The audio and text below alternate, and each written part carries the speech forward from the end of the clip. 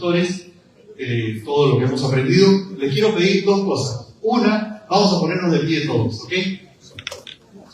Y segunda, mientras nos saludamos unos a otros, lo que nos vamos a decir, vamos a sentarnos más adelante, porque lo que vamos a presentar ahora es muy visual. Así que nos saludamos todos y nos animamos a venir más adelante.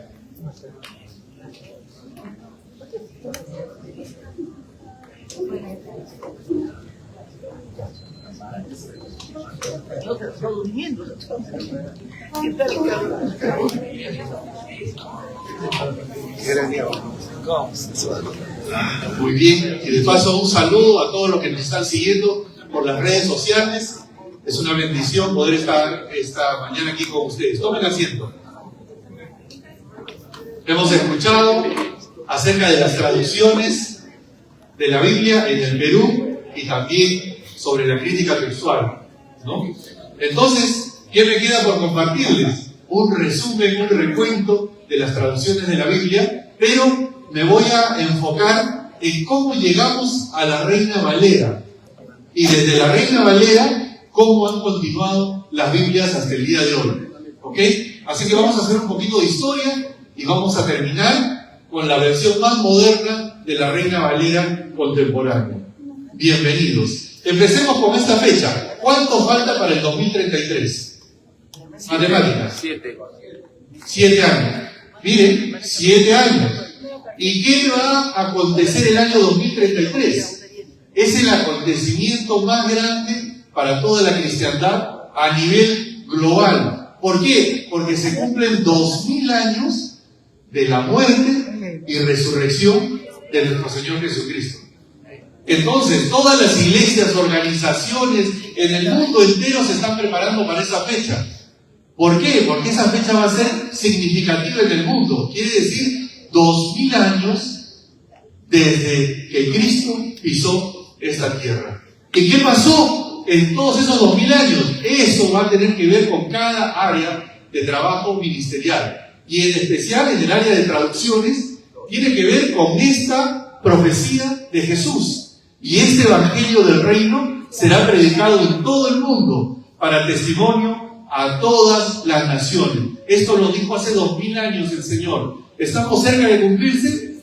Muy, muy cerca. Y estos datos que le voy a dar ahora nos dicen eso. En primer lugar, la Biblia está traducida parcial o totalmente en cerca de 4.000 idiomas de los 7.000 que hay en el mundo. Pero fíjense en esto, la Biblia completa está en más de 700 lenguas y todas las organizaciones dedicadas a la traducción de la Biblia, incluido las Sociedades Bíblicas Unidas, se han puesto esta meta, que para el 2033 por lo menos el 95% de toda la población mundial tenga una porción bíblica. Quiere decir que pasado el 2033 y entre el 2050 vamos a llegar al tope, posiblemente, de que todo el mundo ya tenga una traducción de la Biblia. Y se cumpla literalmente lo que dijo Jesús. En todo el mundo y a todas las naciones. Así que, si quieres darle un aplauso al Señor, este es un buen momento. Ahora, ¿cómo empezó todo este tema de las traducciones? ¿Cuándo comenzaron? Ya lo contó y arrancó con esto el director de la Sociedad Bíblica Peruana. Y quiero decirles que la Biblia es un libro también de recuento histórico. ¿Por qué? Porque la Biblia nos habla en Nehemías 8:8, y si has traído tu Biblia, por favor ábrelo. Dice esto, y ya lo tocó bastante el hermano Pablo. Y leían el libro de la ley de Dios claramente, pero la versión Reina Valera del 60 dice esto, y ponían el sentido, de modo que entendiesen la lectura.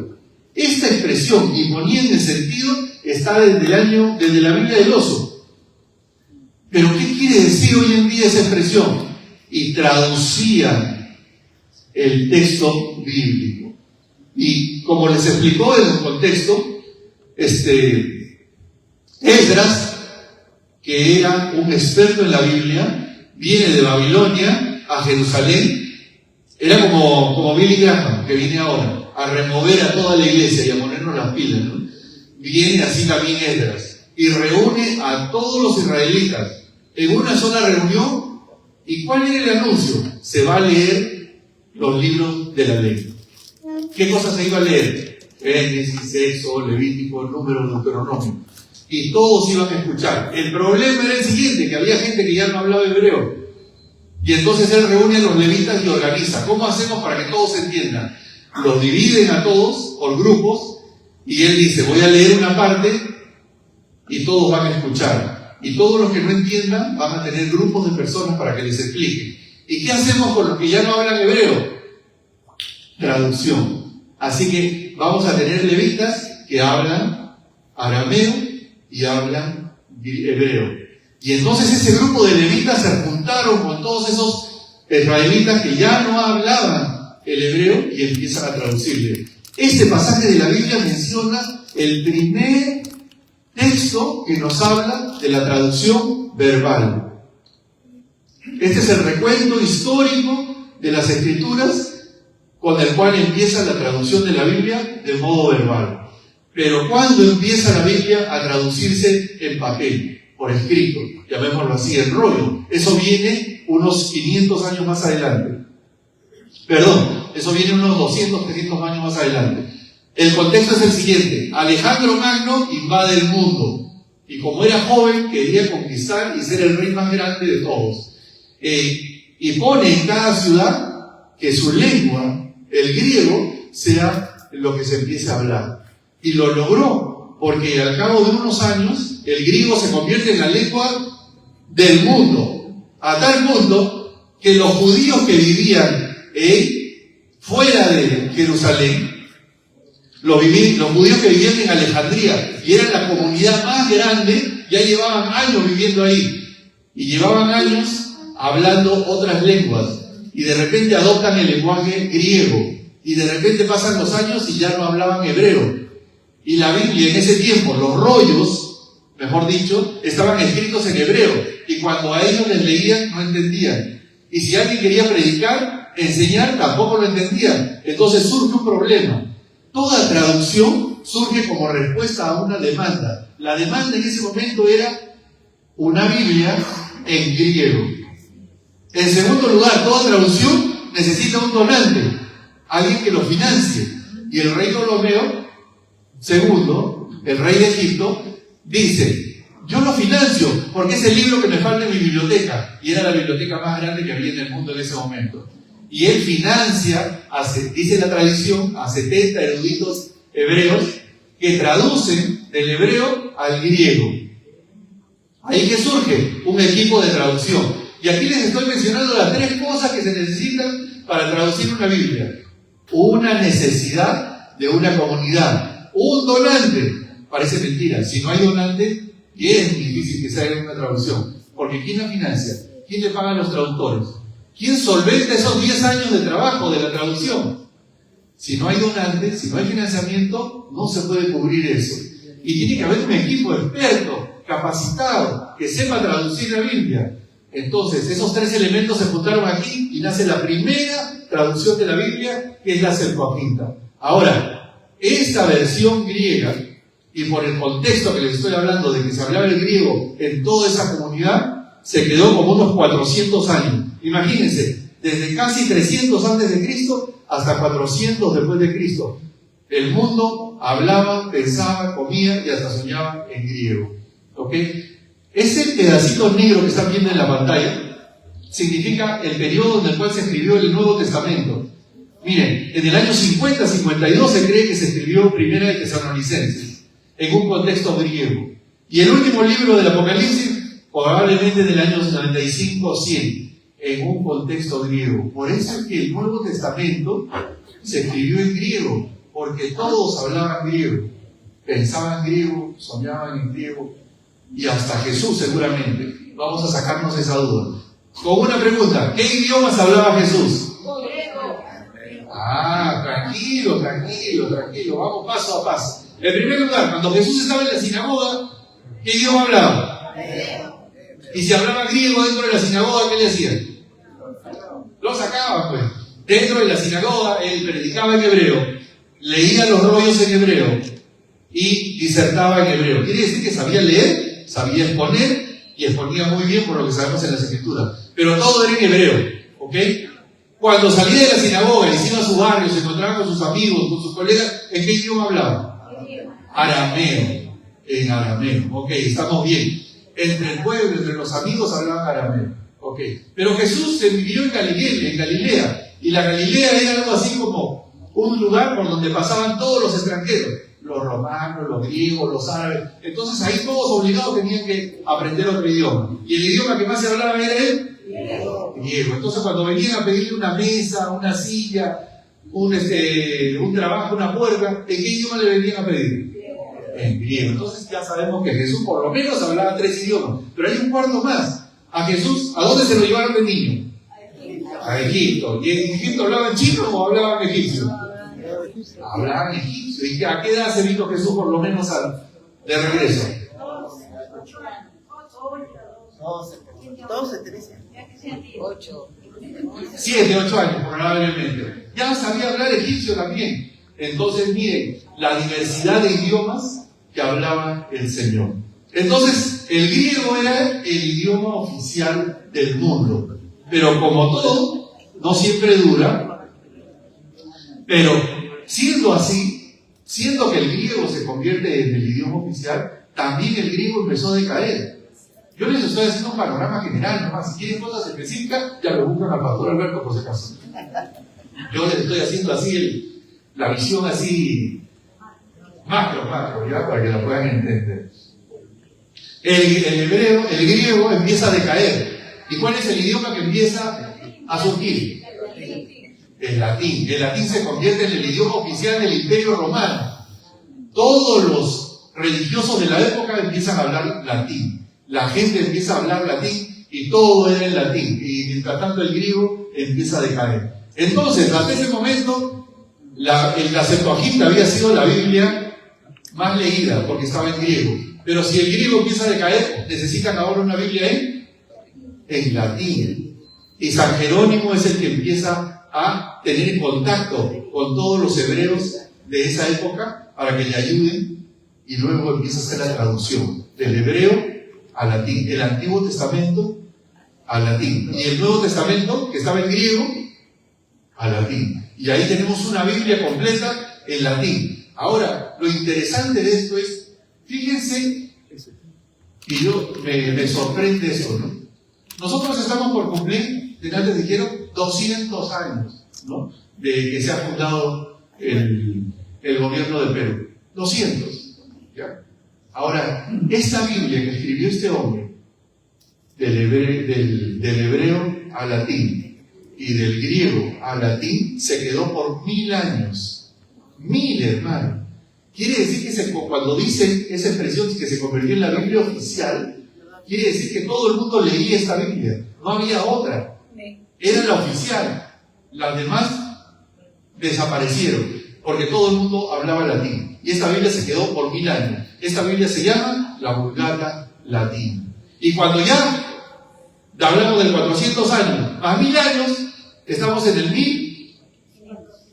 1400. Ocurre el descubrimiento de los descubrimientos. La tecnología llega a Europa y cada vez que llega la tecnología se impulsan todas las cosas, y en las cosas de la Biblia aún más. Por ejemplo, nosotros en cuanto a la tecnología tenemos unos programas especiales para que los traductores se reúnan y trabajen en conjunto y no tengan que estar físicamente de repente en el mismo lugar. Se llama el programa Paratex. Y luego tenemos otro programa que se llama Publishing Assistant, para que cuando los traductores terminan su trabajo, entre al diseño, porque es un programa especial para diseñar y diagramar Biblias, ¿no? Y luego entra el periodo de prueba, donde esas Biblias se llevan a la población certifica que verdaderamente sí lo están entendiendo, se hace una última revisión y entra recién a publicarse. Pero todo esto se hace más rápido gracias a la tecnología. Antes, como le mostró el hermano Pablo en esa foto, se hacía a máquina. Imagínense a máquina volver a escribir y volver a escribir, ¿no? Esta máquina que inventa Gutenberg, que se llamó primero era como un sello gigante que él había hecho, y luego le pusieron el nombre de imprenta, ¿ya? Hizo la transformación. Y si la Vulgata Latina ya era famosa, transcrita a mano, Imagínense la primera Biblia que él imprime, la Vulgata Latina. Y él hace, ¿cuántos? 180 ejemplares. Entonces él la hizo más famosa todavía. Ya la gente empezó a tener el libro, ¿no? Del rollo pasaron al códice. Cortaron las hojitas, las cosieron por el borde y empezaron a escribir por ambos lados. Eso también fue un invento de los cristianos, en el siglo III más o menos. Porque dejaron de usar los rollos y empezaron a usar los libros. Es decir, la creatividad siempre ha estado en el pueblo creyente para hacer la Biblia más accesible, más entendible y que pueda difundirse más. Y con la imprenta llega la revolución hasta que hemos escuchado a Erasmo, pero ya hasta la saciedad con el pastor Alberto. Hemos escuchado también de Erasmo, que nos ha hablado el director. En síntesis, lo que Erasmo hace es una revolución, porque ya existía la Biblia Vulgata, una Biblia en latín, y Erasmo escribe una Biblia de 2 columnas, en donde había el griego en una columna y en latín el otro. Y este planteamiento, este Nuevo Testamento de él, difería de la Biblia Vulgata Latina, porque tenía cosas que él había investigado al comparar más rollos que había del Nuevo Testamento. Y entonces él plantea un Nuevo Testamento crítico. Ya les explicó el pastor Alberto. Crítico significa cuando yo comparo, analizo y veo varias versiones y luego yo puedo establecer cuál es la versión más antigua. Eso fue lo que hizo este señor Erasmo. Y su Nuevo Testamento, sin él ser un religioso, porque ya lo dijo ya, era un erudito, era un filósofo, era un teólogo, sin ser un religioso, su dominio del griego, su dominio del latín era tal que cuando él saca este libro, lo puso así, ¿no? En 2 columnas, para que todo el mundo pudiera ver objetivamente si la traducción que él había hecho era la correcta. Y causó tanto impacto que esta versión se utilizó como punto de partida para las siguientes traducciones que vinieron a revolucionar el mundo en la Reforma. Esa versión de Erasmo, como ya lo hemos escuchado, la utilizó Martín Lutero. Martín Lutero le agregó a la Biblia notas, comentarios, dibujos e ilustraciones. ¿Por qué? Porque su Biblia, él quería que la Biblia la entendiera la gente, la comprendiera. Él dijo, si escribo solamente la Biblia, de repente la gente no lo va a entender. Y le añadió, imagínense, notas, comentarios, ilustraciones. Esa Biblia también fue la que sirvió de base para William Tyndale para escribir la Biblia en inglés. Y después de unos años, 100 años después, se escribió la Biblia King James, donde el rey Jacobo contrata 50 eruditos para que hicieran la traducción oficial en inglés, basada también en el trabajo que hizo William Tyndale. Y esta Biblia, este Nuevo Testamento de Erasmo, fue el origen en el cual se basó también Casiodoro de Reina para hacer la traducción en español. Entonces ya entendimos de dónde empezaron las traducciones, cómo empezaron las lenguas y de dónde fue que Casiodoro de Reina empezó. Pero no solamente fue con eso, cómo habría influenciado esta versión, que esa versión sirvió para la traducción en francés, en holandés, en italiano y para muchos idiomas más. Hasta que llegamos al fin a Casiodoro de Reina. Él utiliza esa versión que les dije de Erasmo y en lo largo de 10 años desarrolla esta traducción en español. Pero lo que a veces no valoramos es el contexto.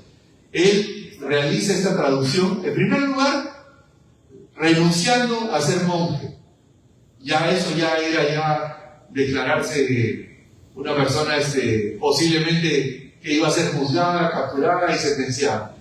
Renunciar a la Iglesia Católica para adoptar las ideas protestantes. Luego, en esa persecución es que él decide dedicarse a la traducción de la Biblia, por 10 años de trabajo. Y él, como ya sabemos, hace la Biblia del Oso, 2.500 ejemplares. Cuando la produce, no fue ninguna ganancia, porque la gente no conocía, no sabía, y fue una novedad que pasó desapercibida.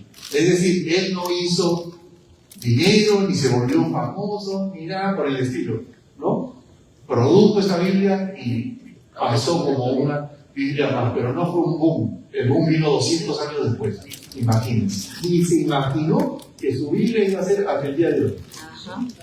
La cosa es que él tenía un colaborador que era Cipriano de Valera, y él retoma y hace la revisión en el año 1600, unos años después. Y esa fue la llamada Biblia del Cántaro, pero todo el mundo terminó llamándola la Biblia Reina Valera. Y miren, esa ha sido la evolución de las Biblias.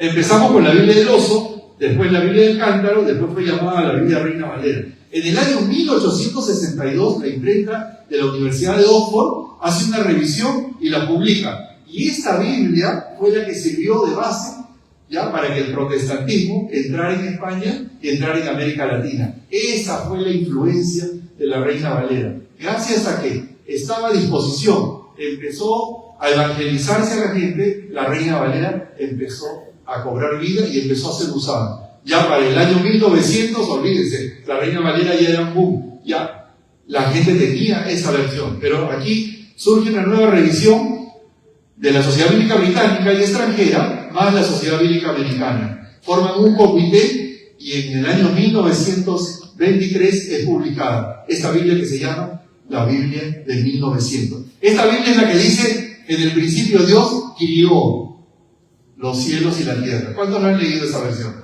No dice Dios creó, Dios crió los cielos y la tierra, ¿no? Porque ese era el lenguaje de esa época. Ya vamos a llegar a esa parte, tranquilo. Pero para que tengan una anécdota interesante de esa Biblia. Hasta que en el año 1950 empieza ya la versión más famosa, que termina en el año 60, la versión Reina Valera 1960.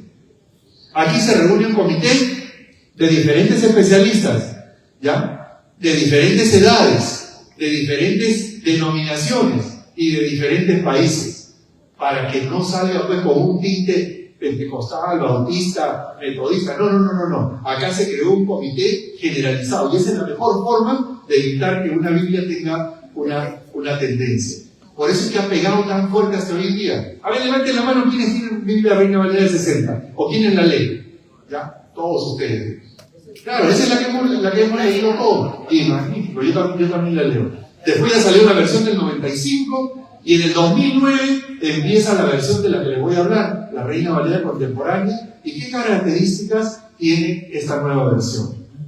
Muy bien, sobre la Reina Valera del 60, primero vamos a decir algunas cosas. Hasta el día de hoy es la versión más leída, más vendida y más utilizada. Miren, por católicos, evangélicos, protestantes, adventistas, testigos de Jehová, etc. Es decir, si Casiodoro se levanta hoy en día y supiera el impacto de su Biblia, se vuelve a caer. Porque ni se imaginó el impacto que iba a tener esta Biblia hasta el día de hoy. ¿Ok? Y creció en paralelo, muchos dicen esta fue la razón, creció en paralelo con el protestantismo en América Latina. Eso fue lo que le dio el impulso, porque todas las conversiones en todos estos años han sido con esa versión. Y de todas las versiones que hay ahorita en el mercado, es la que tiene mayor demanda hasta el día de hoy. Hasta el día de hoy, la gente pide. Por los viajes que hago, gracias a la Sociedad Bíblica, no hay lugar en este país en donde no pidan la Reina Valera del 60. Y hay algunos que hasta el día de hoy, si yo les ofrezco otra versión, ¿no? Me ponen una cara, me han dicho, cosa que no puedo repetir hoy día acá por el público, porque es como un atentado darles otra Biblia que no sea la Reina Valera del 60. Sí. Y como dice el hermano Pablo de broma, esa fue la que escribió el apóstol Pablo.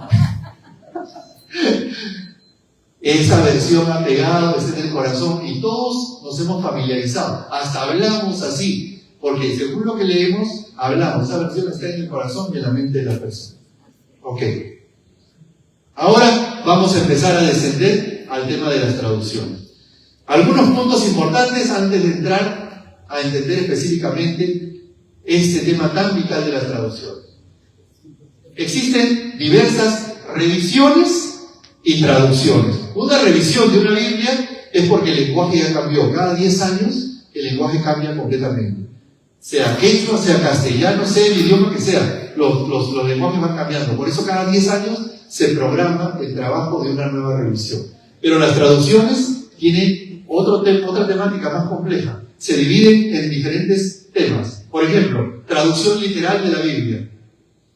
¿Qué es una traducción literal de la Biblia? Es cuando un libro traduce una palabra en hebreo en una palabra en español, una palabra en griego a una palabra en español, palabra por palabra, palabra por palabra. ¿Eso cómo se llama? Traducción literal. Y esos son los libros interlineales. O sea que si alguien quiere saber exactamente qué palabras hay y qué palabras hay en castellano, se llama interlineales. Y hay interlineales del Antiguo y hay interlineales del Nuevo Testamento. Eso es lo más fidedigno o cercano, palabra por palabra. Luego vienen las traducciones formales, donde se traduce palabra y pensamiento. Palabra y pensamiento.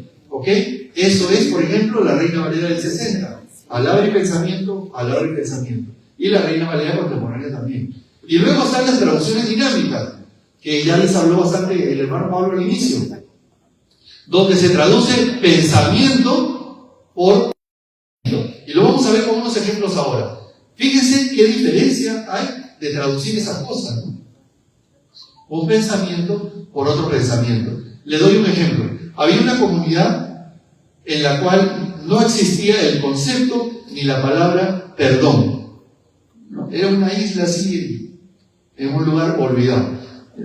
Y cuando van los traductores, la palabra perdón no existía. Y todo el Evangelio está traducido en base al perdón. ¿Cómo hago una traducción para ellos? Y entonces los misioneros se quedaron viviendo y les llamó la atención que en las casas habían cabezas colgadas, calaveras, ¿no? Y los de ese pueblo les contaron de que allí, cada vez que alguien les hacía un daño, ellos tenían que vengarse y cortarle la cabeza y ponerlo ahí en la puerta de su casa, porque ese era sinónimo de honra. Yo he hecho que se me respete. Y todas las casas tenían cabezas. Y se quedan asombrados, ¿no? Y entonces uno de los misioneros dice, ahí está la traducción que necesitamos. ¿Cómo? Dice, ¿no? Hay que nosotros poner en el Nuevo Testamento de este pueblo, Dios no corta cabezas. Ah, qué bueno. ¿Qué tal? Eso es una traducción pensamiento por pensamiento. Porque para ellos no existía la palabra perdón.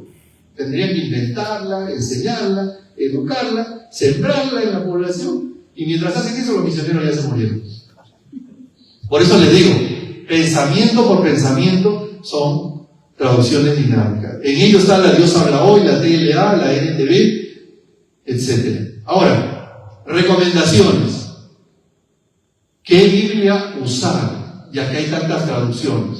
No estoy dando órdenes, estoy dando recomendación. Si vas a trabajar con niños, lo ideal son las versiones dinámicas, porque son los niños las que las van a entender.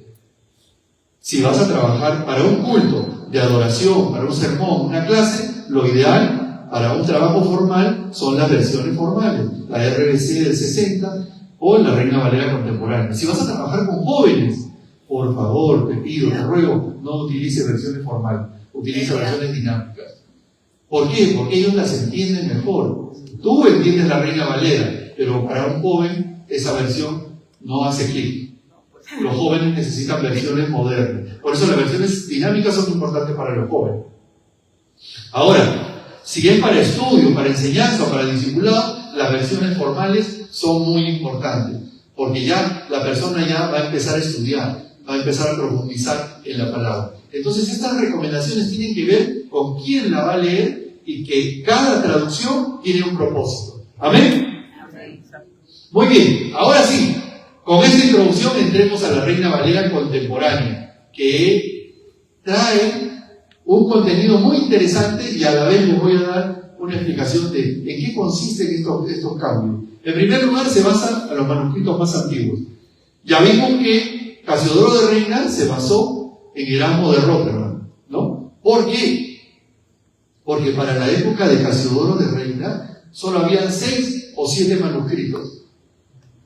Imagínense, 6 o 7 manuscritos que tenían que conseguírtelos, pero de una forma extraordinaria. Y en base a eso, hacían la traducción del Nuevo Testamento. Hoy en día, hasta hoy en día han aparecido miles de manuscritos y pedazos de manuscritos en monasterios, escuelas, conventos y hasta descubrimientos arqueológicos como el de Qumran, que ya lo sabemos, ¿no? Que antiguamente teníamos manuscritos del Nuevo Testamento de 1000 años después de Cristo Hoy en día, gracias a Qumran, tenemos manuscritos de 300 años antes de Cristo. Increíble, o sea, mañana más tarde puede haber otro descubrimiento y encontramos manuscritos más antiguos. Y lo más asombroso es que hay una relación asombrosa en ese trabajo que han hecho tan detallado de copiar los manuscritos. No estamos hablando de que encuentras un manuscrito y encuentras otra cosa totalmente diferente 1000 años después. No, el Señor ha hecho un milagro que es la preservación de su palabra, y eso es admirable. Ahora, habiendo tantos manuscritos, habiendo aparecido tantos manuscritos, ¿qué hacemos con tantos manuscritos?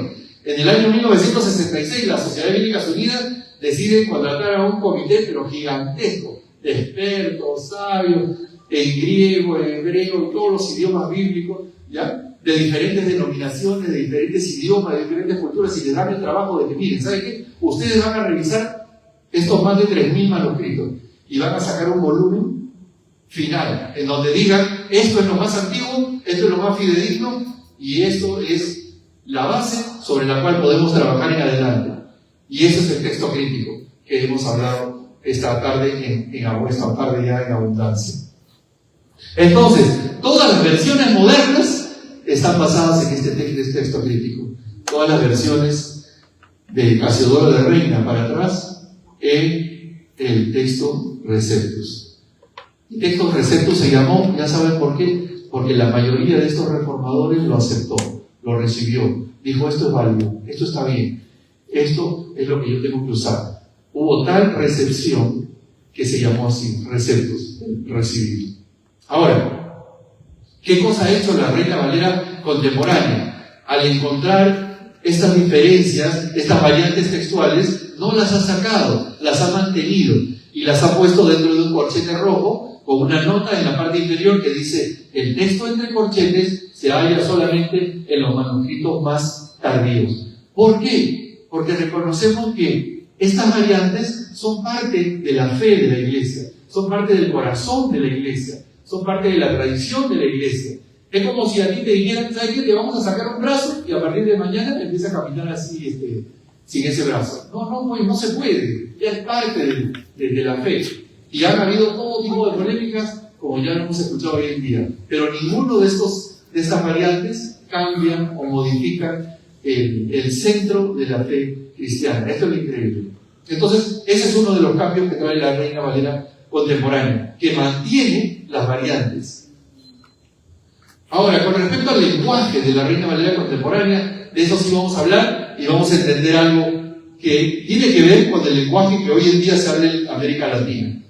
Se hizo una entrevista a los jóvenes y miren lo que dijeron: necesitamos una nueva versión que sea Reina Valera, pero en un lenguaje cercano y actual. Necesitamos una Biblia, pero que sea formal, poética, litúrgica y que tenga sabor a Reina Valera. Y preferimos una Biblia con un español claro, natural y latinoamericano, fiel al mensaje bíblico, pero fácil de entender hoy. Ese fue su pedido. Y en base a este pedido es que se empezó a trabajar la Reina Valera contemporánea. Todos hablaron de qué? Del lenguaje, del castellano, de las formas, variarlas, no cambiar la Reina Valera, el lenguaje. Entonces aquí hay un ejemplo. Miren lo que dice la Reina Valera del 60. Así que si tu enemigo tiene hambre, dale de comer. Si tiene sed, dale de beber. Pues haciendo esto, todos, ascuas de fuego amontonarás sobre su cabeza. ¿Qué significa eso? Pondrás carbón encendido sobre su cabeza. Pero esa es una expresión ya de hace muchos años. Y como el lenguaje cambia, esta expresión ya no se usa hoy en día. ¿Qué tal si tú les hablas en una reunión de jóvenes a los niños o a los jóvenes y les dices ascuas de fuego sobre tu cabeza van a crecer? No te va a entender, ¿no? ¿En quién estaría el error? ¿En el comunicador o en el mensaje? En el comunicador, porque tienes que utilizar un lenguaje que sea decodificado por él. Por eso es que la Reina Valera dice, igualito la primera parte, por lo tanto, si nuestro enemigo tiene hambre, démosle de comer. Si tiene sed, démosle de beber. Pero aquí viene el cambio. Si así lo hacemos, haremos que éste se avergüence de su conducta. ¿Qué les parece? ¿Entendible, sí o no? Esa es la idea de esta versión, hacerla más entendible. No cambiar la Reina Valera, hacerla más entendible en algunas frases, palabras y pensamientos. qué palabras se han cambiado. Nos hemos visto en la necesidad de cambiar y actualizar. Aquí tenemos una lista larga de palabras que hoy en día ya no se usan, ¿no? Uncir, ignominia, infatuar, calcañar, amancillar, etcétera, etcétera, etcétera. ¿Es necesario actualizar estas palabras? Por supuesto que sí. Ahora, miren esta expresión en el libro de Isaías. Hay de los que dictan leyes injustas y prescriben tiranía para apartar del juicio a los pobres y para quitar el derecho a los afligidos de mi pueblo. ¿Se puede entender? Sí se puede entender, pero de esta manera se entiende mejor. Hay de los que dictan leyes injustas y emiten decretos opresivos. Con ellos evitan la defensa de los pobres y le niegan la justicia a los afligidos de mi pueblo. Mientras la Biblia sea mejor entendida, el objetivo está logrado. Sin cambiar el sentido, la versión puede transformar el mensaje. Otra cosa, cuando nosotros hemos ido al colegio, a todos nos enseñaron que el orden de una frase es sujeto, verbo y predicado. Todos hemos ido al colegio y todos nos enseñaron, porque ese es el castellano. Pero el hebreo es así. No, el hebreo no es así, el hebreo es al revés, ¿no? Entonces, nuestros queridos traductores de la Biblia, que pusieron la Biblia en castellano, trajeron en su corazón, trataron de hacerlo lo más literal posible. Entonces ellos no utilizaron esta estructura del castellano de hoy. Aquí está la demostración. Génesis 1:1, versión Reina Valera del 60. En el principio creó Dios los cielos y la tierra. ¿Quién es el sujeto? Dios. ¿El sujeto dónde debe estar? Sujeto, verbo y predicado. Debe estar primero. La forma correcta en español de hoy debería ser Dios. En el principio creó los cielos y la tierra. ¿El mensaje ha cambiado? No. El orden sí. Porque estamos hablando de un castellano que nosotros hablamos hoy en día. Entonces, este es uno de los cambios que trae la Reina Valera contemporánea. El orden. Otro cambio. En algunas palabras, como por ejemplo antropos, que se tradujeron como hombre, las mujeres en la Biblia desaparecieron en muchos versículos de la Biblia. Pero antropos significa pues gente, género humano. Es más amplio, ¿no? Por eso es que se ha hecho esta traducción de palabras dándole una mayor amplitud. Por ejemplo, en la Reina Valera contemporánea dice así, ¿no? En la palabra estaba la vida, y la vida era la luz de la humanidad. Porque algunos pueden leerlo, la versión en Reina Valera del 60, y era la luz de los hombres y de la mujer. Solo de los hombres. No, lo que quiere decir era la luz de la humanidad. Pero hoy en día, ese tipo de pequeños cambios ayudan a la comprensión de la Biblia. ¿Están aquí? Sí. Bien, ¿seguimos? Amén, amén, amén. Otro cambio de los nombres. Esto se llama la onomástica. Nosotros no tenemos palabras que terminen en M. En español no ponemos nombre a nuestros hijos con M, por eso se nos dificulta, ¿no? Y por eso se ha cambiado de Abraham a Abraham, Mahanaim a Mahanayim, de Capernaum a Capernaum. Y otros nombres se han acortado, Isaí, porque etc., para darle mayor facilidad a la lectura. ¿Quién no ha tenido problemas al leer los nombres de los reyes, los profetas, las historias bíblicas? Uno se queda ahí una hora. Parece concurso, ¿no? Para el de trabalengua. Porque todos hemos pasado por eso. Se ha tratado de dar mayor facilidad a los nombres. Otra cosa, miren cuánto cambia una variante. Conceptos de antes por conceptos más claros hoy en día. En Amós, Dios dice: os hice estar a diente limpio en todas vuestras ciudades. A diente limpio. Muchos creen que este es un comercial de Colgate, ¿no? Pero eso no es. Lo que Dios está queriendo decir es: yo les hice pasar hambre en todas sus ciudades. ¿Se entiende mejor o no? Amén. Eso es lo que se quiere hacer con el uso de variante. Ya no se está cambiando palabra por palabra, ¿se dan cuenta? Se está cambiando concepto por concepto. Ahora, otro cambio es el nombre Jehová por Señor. Y aquí tiene que ver con la historia, se lo voy a explicar rápidamente. Cuando Dios se le aparece a Moisés y le da su nombre, Este es el nombre que le da. Y en esa época, los hebreos manejaban el idioma sin el uso de vocales. ¿Ya? Entonces, no había vocales. Así leían los hebreos, sin vocales.